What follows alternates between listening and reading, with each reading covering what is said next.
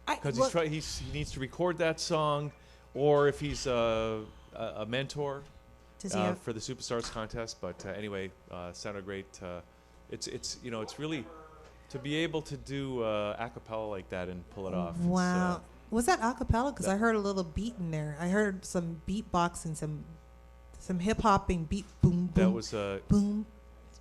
Was that hip hop? No. Steve's hip hop version. Well, we'll see what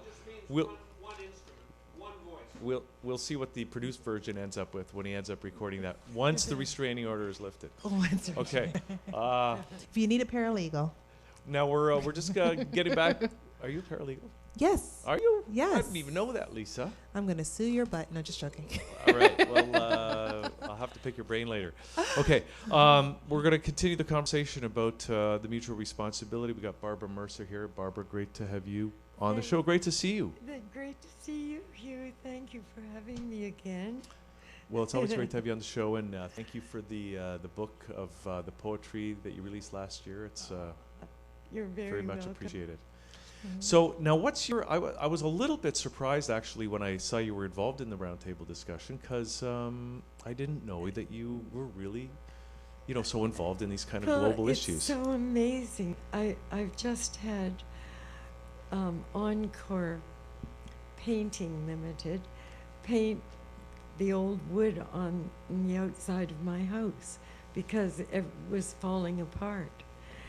And one of the painters was Patrick Legault, and while he was painting my front door, we had a conversation, and he said we actually agreed on many things. Mm-hmm. We were simpatico, Mm-hmm. nice young man, and so he said they were looking for one more person on the panel, on the round table, Mm-hmm. and would I be interested?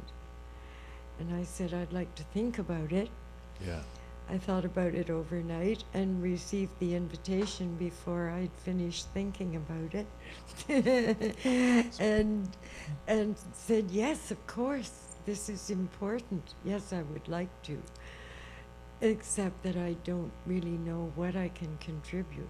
What I'm trying to do is contribute to my community and anyone who will smile at me on the street in Cabbagetown by doing my books, my poetry.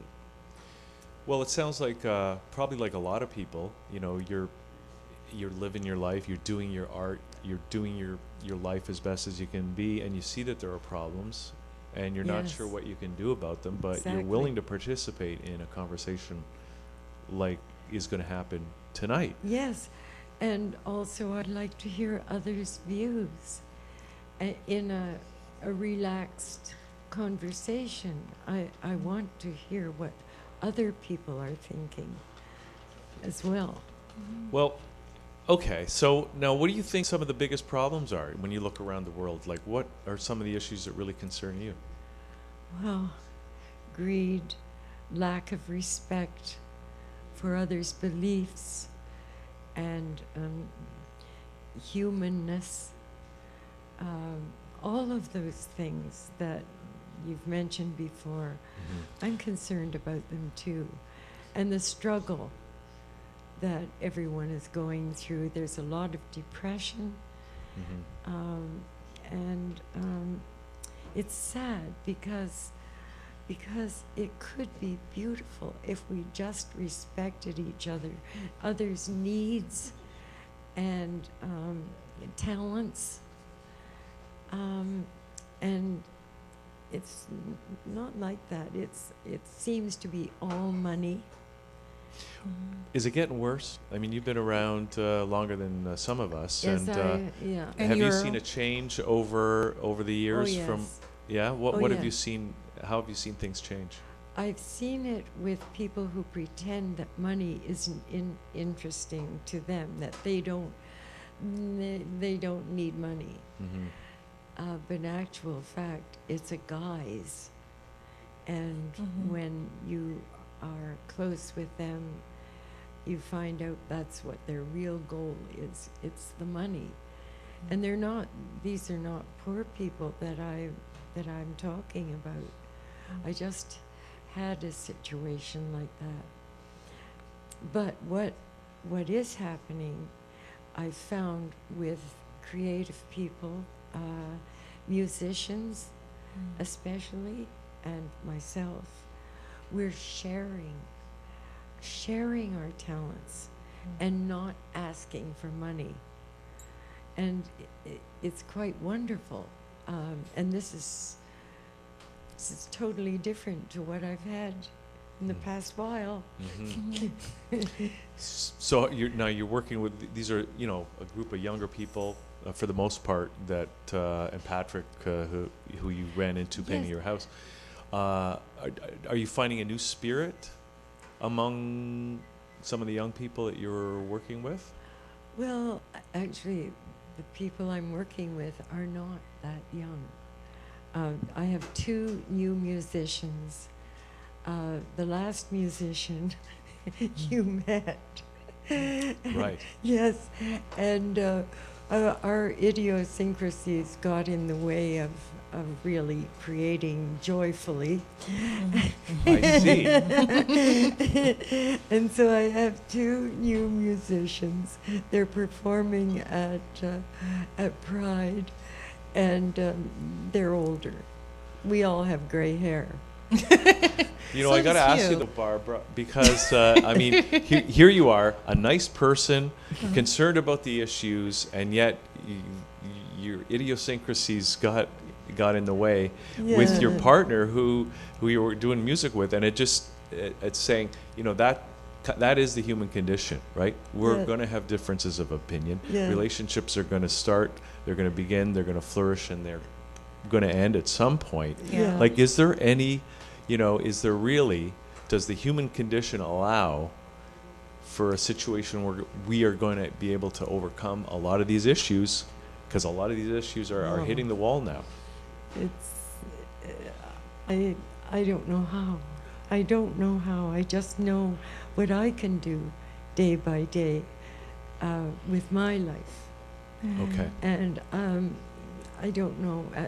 What I'm finding, though, is that more people are interested in poetry than I ever imagined, which is quite wonderful. Isn't it like an escape? I know when I write poetry, it's my therapy, my escape of expression. It's like you have one mind of thought that is so locked into the realities of the things that you've got to deal with. And then you have the other mind of thought that says, let me take it into a lyrical and create a form, into a beautiful form that I can feel and enjoy in a more pleasurable state. And even though I notice that you write about different issues in here, it's almost like a prayer that you're asking for something beautiful to come out of each and everything that you write. Yes. Nature and, human beings. The love, right? It's love. Yes. It's admiration, it's sharing, and I can do that only in my own small life.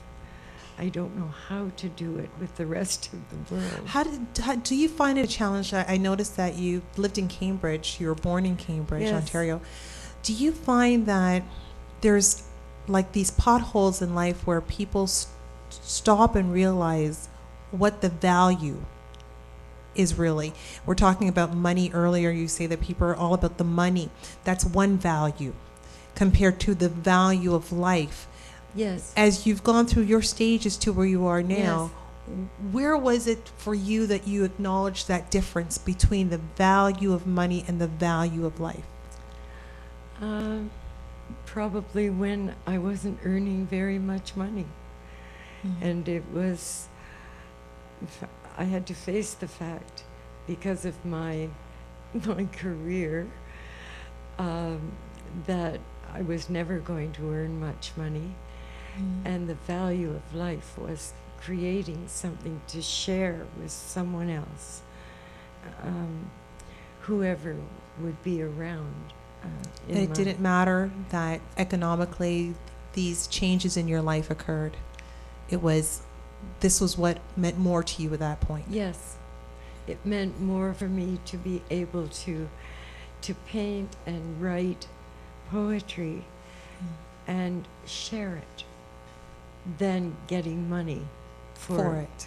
Than selling my paintings in a marketplace, or even selling my book, which I do, but but it's only to pay for the publishing. How do you find the artists are dealing with that now? You're seeing young artists coming out who are thinking about, I want to make it big and make money. Oh. How do you talk to them about those differences that you've learned? I really can't talk to them about those differences. I know some like that, some artists, and that's what it's all about. They have to for experience them. it? Yeah, and I can understand that, because it is a difficult life, being an artist, being a musician, a writer, and it is difficult. So they do need money, and then there are the artists who have families to support, and yes, it's hard. Hard. Okay, Barbara. Well, the conversation at the round table starting at 7:30 tonight. Is there anything that you are going to be bringing to the table for people there to consider? I don't know what I can bring. That's the thing. I'm there probably just to listen, to learn. I don't really know. Well, you know, there's probably a lot of people that are in that boat. So it's probably very useful to have you in that mindset at the table, because there's a lot of people out there that know there's a problem, want to do something about it, may not have any idea of what they can contribute, but you never know. Maybe in that conversation, a great idea will emerge. Yes, well, just meeting Patrick Legault, the painter, who did a fabulous job on the old wood on my house, by the way. Yes. What a refreshing experience to meet a young man who is so serious about changing the way we're living these days. Yes. Okay, Barbara, I would just want to I want to thank you again for bringing the book Rooted in Cabbagetown. Thanks for bringing this. And if people want to they can come and see you tonight at 7:30 at Ryerson, 379 Victoria Street. But if people want to maybe follow up with you, is there a place where do you have a website or something where people can find out? I have a about the book? website. Okay. It's www.barbaraemercer.com. And they can purchase them at the Arts and Letters Club. Okay. They take a nice percentage. Well, but it's not about the they money. need the money too.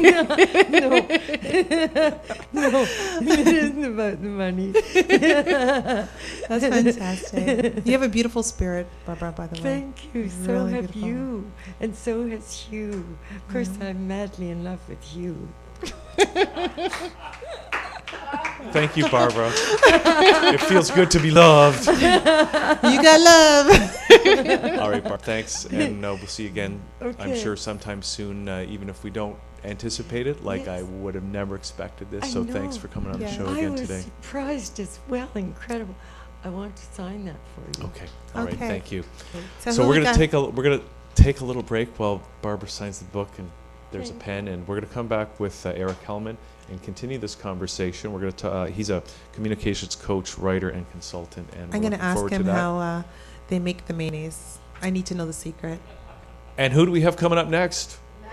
Max Brand is coming up right now, and we're looking forward to that. And Liquid Lunch will continue with Eric Hellman Yummy. right after this.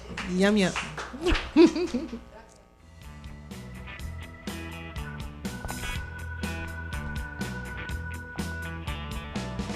I like the way you walk. I like the way you talk. I like the way you smile. I'll be there in just a while, 'cause I really want you, baby. I like the way you move. it really gets me through the groove. I like the way you touch. To me, it really means so much. 'Cause I really want you, baby. Whoa, I need you, honey. Whoa, I need you, sweetheart. Whoa, I desire. Well, I want you, baby.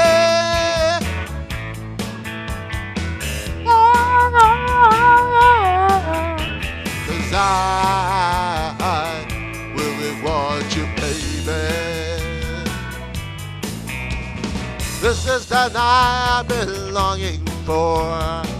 I can see it right through your eyes. I'm gonna hold you with all my might. I'm gonna squeeze you oh so tight. 'Cause I really want you, baby. I want you, baby.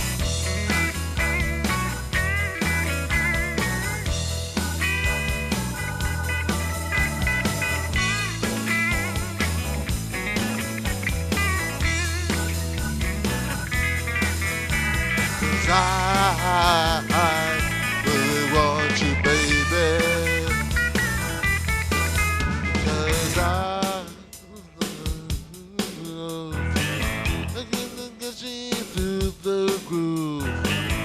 I really want you, baby. Baby.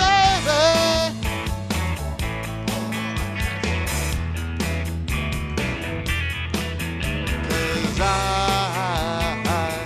really want you, baby. 'Cause I really want you, baby. 'Cause I really want you, baby.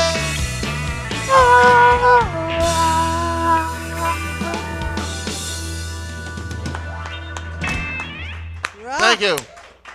You rock. And he's not even wearing the shiny blue shirt. You rock. That's exactly what happened the last time. Somehow that next track always wants to play when Max Brand is doing the music. Maximilian. Anyway, great to hear Max as always, and we're back here and we're going to carry on the conversation. We've got Eric Hellman joining us, and Eric, great to have you on the show here. Thanks for the opportunity. And we're hitting the home stretch here, so we can kind of just relax now and just dig into these issues. Take it where you want to go. So let's find out a little bit about you and how you got involved in this conversation, this roundtable discussion. My ex-wife invited me to get in touch with the organizers, so that's how the way can you say no to the ex-wife? Wait, maybe we should be finding out about the ex-wife.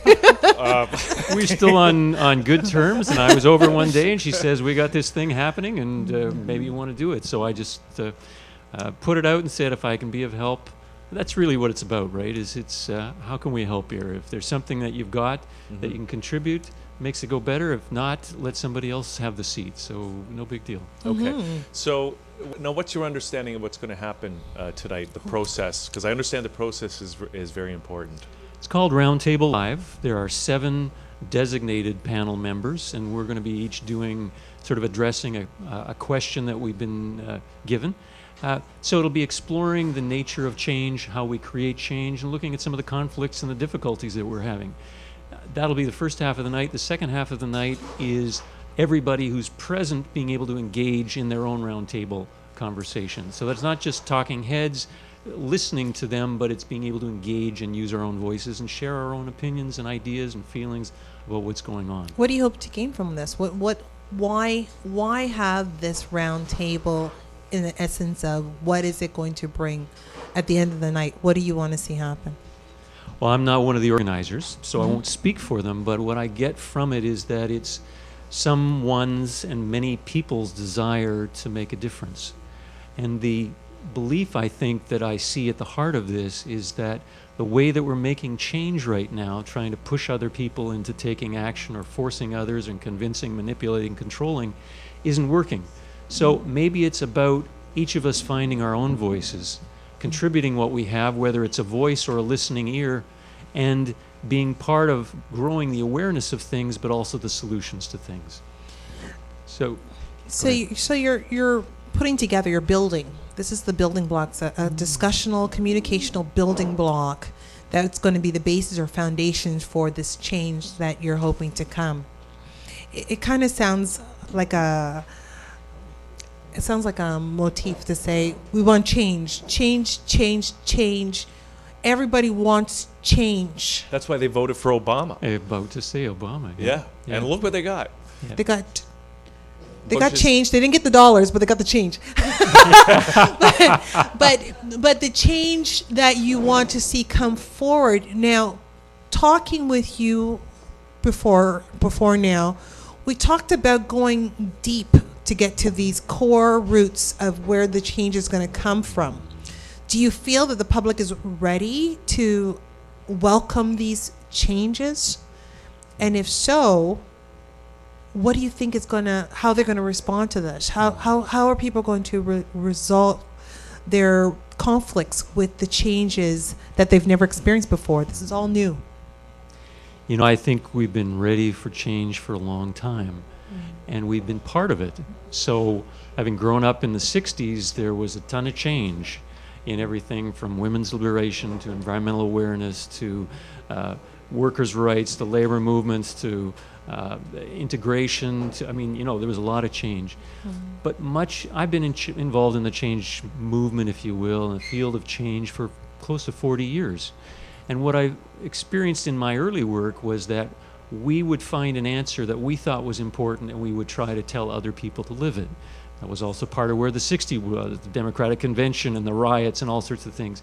I think that the way that we're making change has shifted so that it's helping people to say, what is the change that you can make?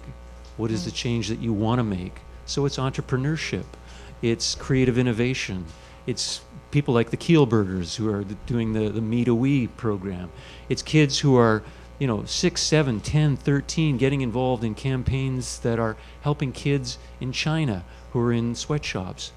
I think what it's an era of is personal power and personal choice, and recognizing that if we care about something, we can make a difference and we don't have to leave it to others. You say it's an era. Yeah. Chances are that this era might change again? Oh, absolutely. Eras keep changing. So this may not be what everybody wants later on. It's going to probably change to something else again. How do you want it sustainable, or the goal here is to try it out? Sustainability is part of where we need to head, but change is always changing, just as you've pointed out.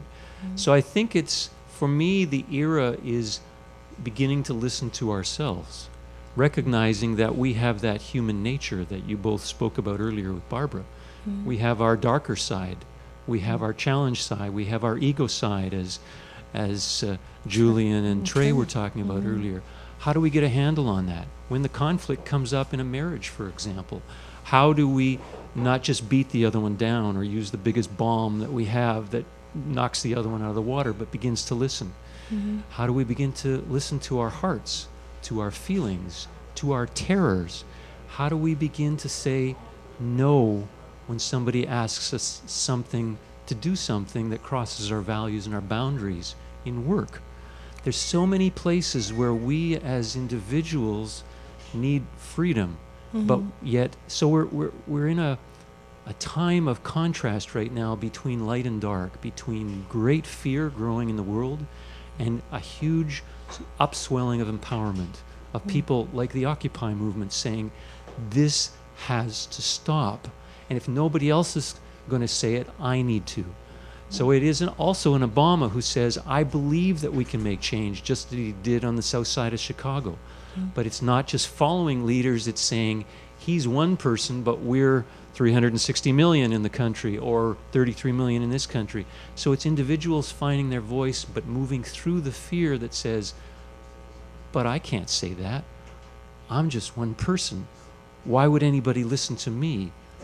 and it's a time of finding our voice, just like the two of you do on a small internet radio. You're creating change by the vibes and the conversations you put out. Isn't there a fear, though, Eric? Huge. Isn't there a fear of these changes and what they bring about? Because my understanding is some of the questions that you just posed there, to answer some of those, it takes a united front. And usually when you have a united front combating something larger like a bigger brother, it can bring about some other more darker issues too, the violence of the force to stop those changes. There's a big machine behind why things are the way they are now. There's a fear. Yep. How does a person overcome their personal fears to get to that larger, put on their battlement, if you want to say, and go to war in a way against these things that are, affecting their lives negatively? Like, how do we reach that conscious mind? Maybe is the question. How do we get to that conscious level where we can be strong enough, have the courage to bring about change? By listening to what you just said, and by anybody who's listening say, yeah, I feel that. Where in my life am I feeling that? And would there be one place in my life where I could take some of that courage that you just talked about to speak up, to say no, to say yes, to get involved? Or maybe because I'm super busy, to take time in nature and just get still and listen to what the deeper voices in me are saying, that consciousness that you talked about. See, I believe everybody has a surface consciousness and a deeper consciousness. So we can be going crazy and our minds can be going really rapid, but when we're given an opportunity to be still, the deeper part speaks to us. Something that says, I don't want this rat race anymore. I don't want to feel this way in this relationship. I don't want to see this pollution of places that I deeply value. And in those deeper times, those quieter times, those images of what we can do come up. I've seen it for 40 years. It's where the creative artists, we had musicians here, where their ideas come from. Well, they come from coffee shops, they come from conversations, they come from nature. We're all getting them all the time. So combating the forces of the world that you talked about, the big brothers, for me it gets closer to Star Wars. It's saying the force is with every one of us, but so too is the shadow, the dark side, the Darth Vader in us that says, I would never express that, I can't change. So it's becoming aware of the choices that we have to pollute, to buy products that pollute, to make a difference from recycling. I was involved in starting the Blue Box 30 years ago. And it was a change that said, everybody says we can't. One person started saying we can. And he found others of like mind, and we began to share that because it was a belief that in the heart of everybody lies a desire, a deep, passionate desire to contribute and make a difference. And so that's what we simply said, is if we can provide it, people will come, and they did.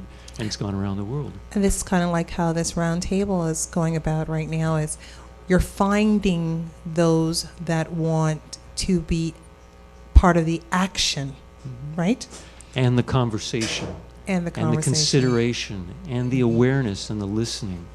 Okay. Obama would not have been elected when he was if people didn't want change. It's clear that people want change. The question is, are we going to wait for him, or are we going to do it ourselves? And this conversation is about people getting involved and doing it for themselves. And that goes back to the conflict that Hugh brought up about how do we get people together so that they can focus on the purpose of coming together versus their own personal egos or conflicts. Right. When I talk about bringing a leadership in the forefront, or I say the book, I say it in a way that sometimes people need to focus not on themselves at a point and focus on the actual cause of why they're coming together.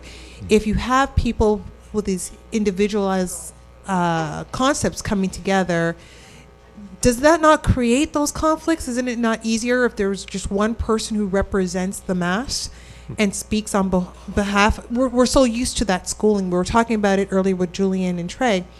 Is it not easier for people to deal with the problem in a fashion that they've already been trained to deal with the problem by creating what they're looking for. They're looking for a leader. Create this leader, whatever, and have that leader speak the voice of at what everybody wants. Is that not easier to do than to try and change each individual person and teach them each individually how to work together? Like, don't forget they did that in Germany in the 30s. Yeah, yeah. But that we're talking about going towards a good goal. You need both. You need leaders who will stand up and speak their truth and not just sell us what they want us to believe. But you also need people who will call the leaders when they're not speaking the truth. You need people who will... The conflict is where we are. You have to start with where you are. If you're in a bad relationship, you can't just wait for the other one to change. If you're in work that's stagnating and you're frustrated and you're not feeling empowered, you're not feeling purposeful, you can't wait for your boss to show up and say, hey, we've just got this magnificent job that will give you everything you want at twice the salary and double the purpose. You need to find it inside yourself, and that's where the conflict is, between the part of us that says, stay put, the money is, just wait another 8 years till you can retire or get to another job. The conflict is where the change happens, because it's the deeper voice, it's the deeper aspiration, it's the growing desire in each of us to say, I want to work at something that's meaningful. I want to be cared about as an employee or as a spouse or as a partner. I want to be listened to as a citizen. I want the nature that I deeply value and have deep connection with, valued and honored and respected and grown. And I want it to be sustainable so that we're not just always going from crisis to crisis. See, you may remember a musician by the name of Billy Joel. Not too old for you. No, I remember him. He once wrote something called, we didn't start the fire. The fire's been burning since the world's been turning. This is something deep in our human consciousness, this separation, this fire, this conflict, this hatred, this fear, this aspiration for something that the Kennedys spoke to, or Martin Luther King, or Gandhi, or Mother Teresa.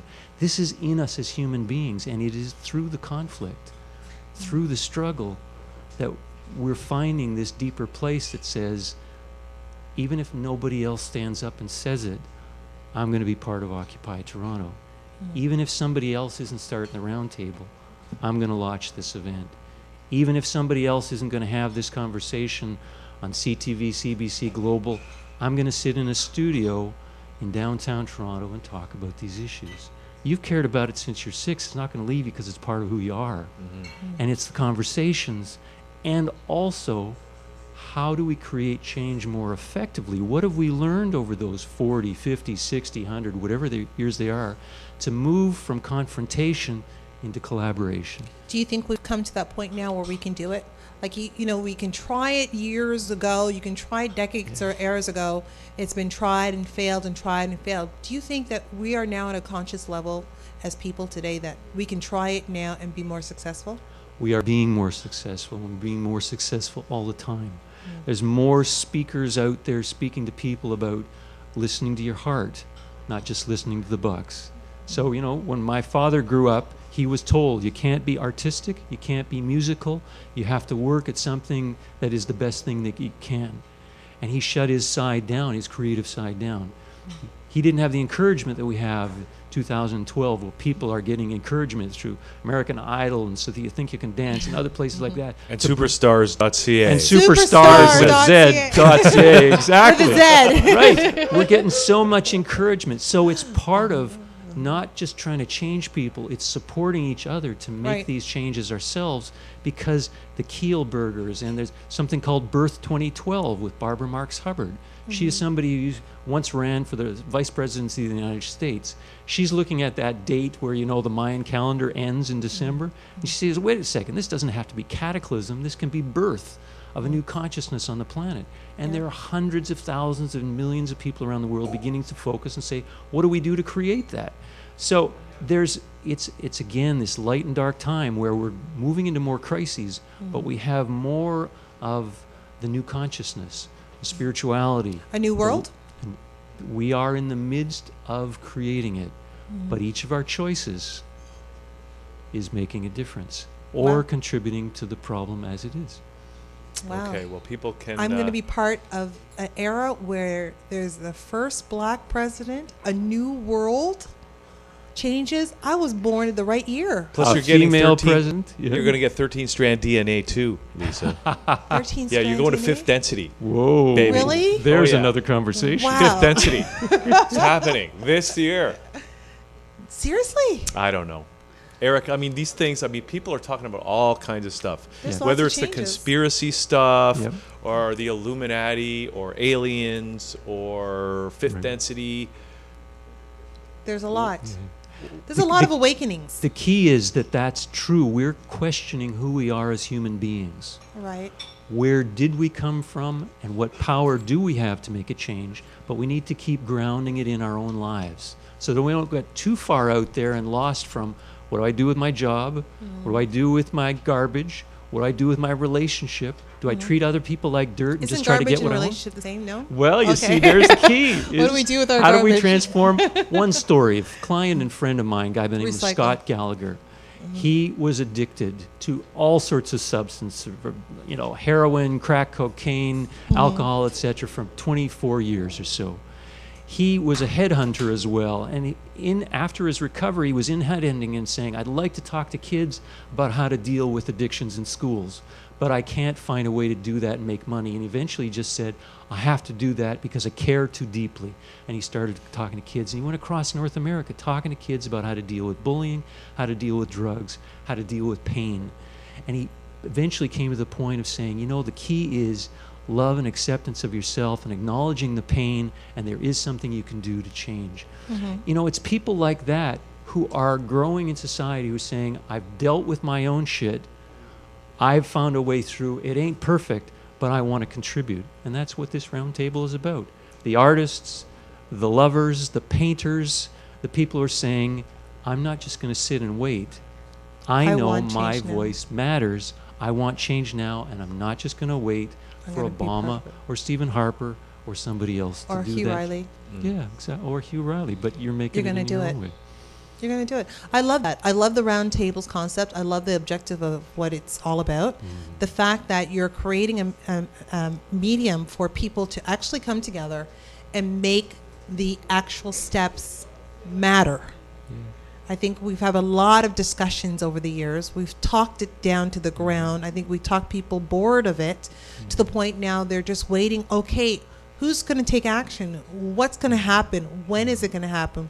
We've come into an instantaneous society. How am I going to be affected by this? I think we were talking earlier about how we're all connected. So when you're doing something, I'm going to be affected by it. So of course I'm going to want you to do it. Of course I'm going to want you to sit down and talk about these issues and come up with some solutions, because your solution is going to affect my life. It's going to affect my children's life. And I think that's great. I'm glad we're now in an era of actual actions are happening. People are realizing that they can make a change. They're getting the courage finally, and they're putting aside those problematic situations that they're personally causing them not to make those changes, and not being so selfish about those issues either. And it's also listening to your answers. So, that's maybe this is the next step to the Occupy movement. There was a lot of hope around the world. I think I was in Australia at the time when Occupy was coming up. But people that I talked to said, it may not go anywhere or may not go as far as we'd like it to go, but people are saying something that's in the heart of many people. Maybe this is the next step to saying, so what is in your heart? And what is the change that you've made in your own life to be more creative or let your voice come out in whatever way? How can I learn from you? And then what have I done? So it's a collaborative stage. Yeah. It's giving each other permission.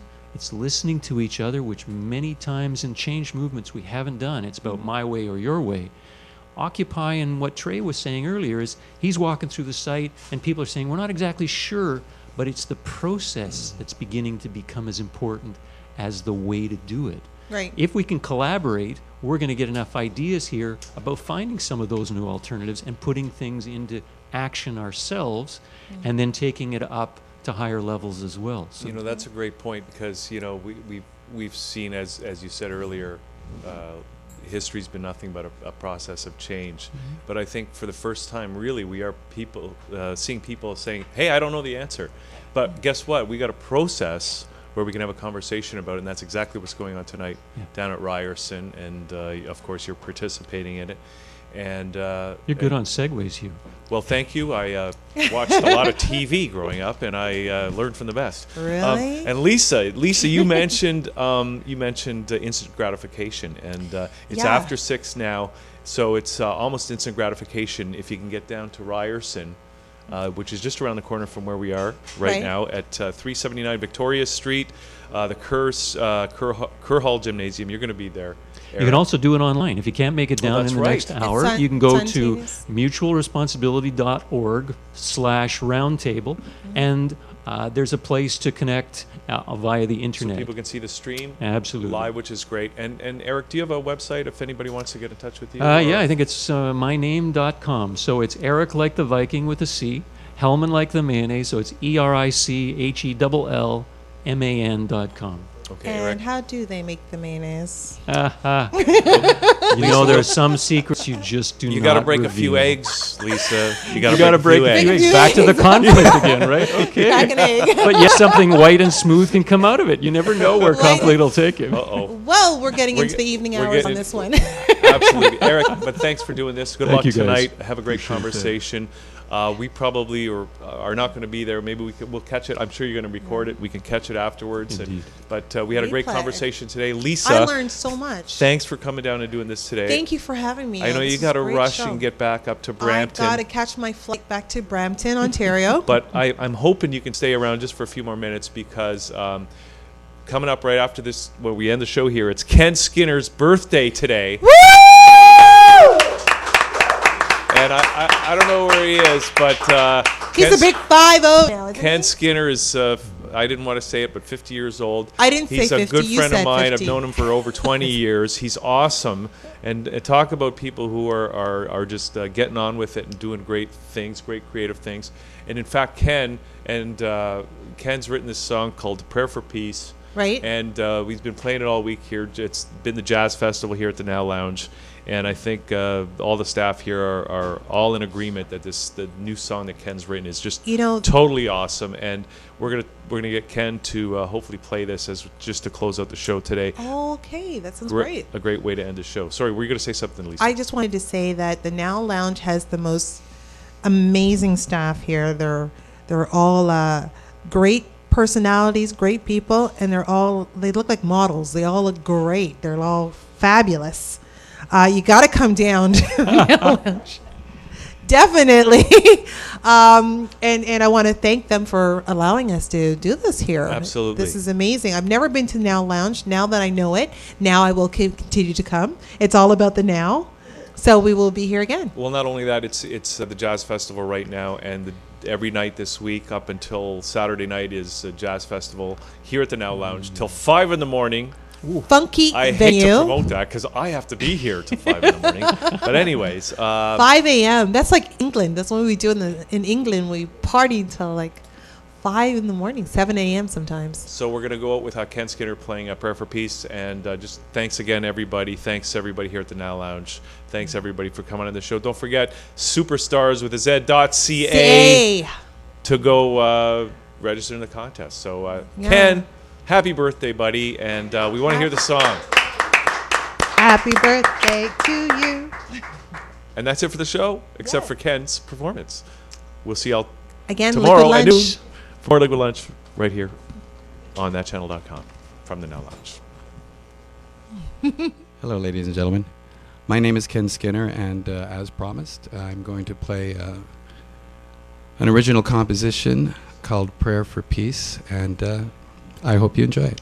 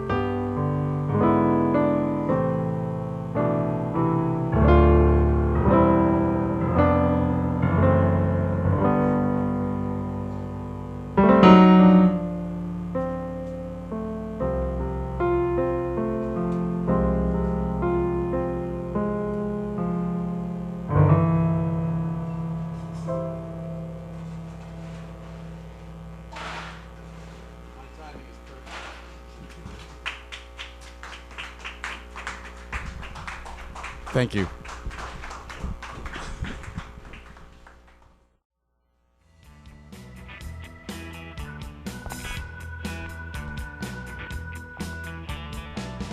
I like the way you walk. I like the way you talk. I like the way you smile. I'll be there in just a while, 'cause I really want you, baby. I like the way you move. It really gets me through the groove. I like the way you touch. To me, it really means so much, 'cause I really want you, baby. Whoa, I need you, honey. Whoa, I need you, sweetheart. Whoa, I want you, baby.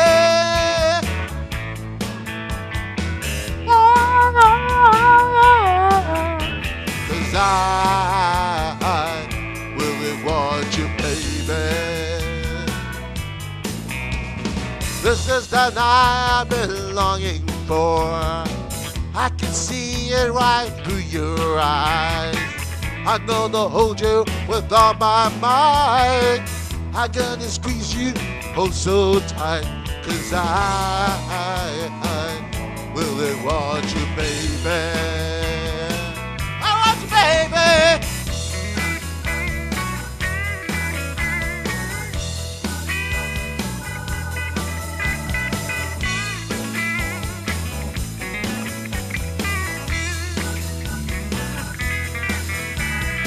I really want you, baby. 'Cause I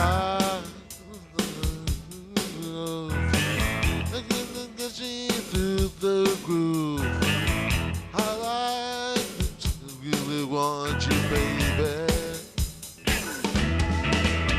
Baby.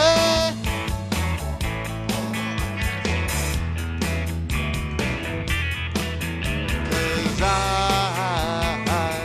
really want you, baby.